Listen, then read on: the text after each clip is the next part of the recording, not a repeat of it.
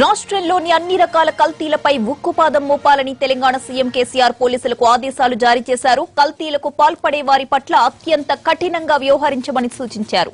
ప్రగతి భవన్లో police శాఖపై CM KCR సమీక్ష నిర్వహించారు.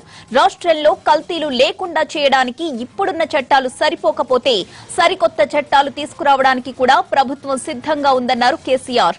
ఆహార పదార్థాల కల్తీ వల్ల ప్రజల ఆరోగ్యం పాడైపోతోందని, కల్తీ విత్తనాల వల్ల రైతులు దారుణంగా నష్టపోతున్నారని అన్నారు కేసీఆర్. కల్తీని దురాగతాన్ని రాష్ట్రం నుంచి తరిమి కొట్టేందుకు తీసుకోవాల్సిన చర్యలపై ఈ సమావేశంలో చర్చించారు. కల్తీలను నిర్ధారించడానికి ఎక్కువ సంఖ్యలో DNA కిట్లు అందించాలని నిర్ణయించారు.